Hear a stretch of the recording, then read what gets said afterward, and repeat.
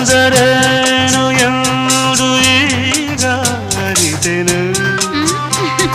ಪ್ರೀತಿ ಎಂದರೇನು ಎಂದು ಈಗ ಅರಿತೆನು.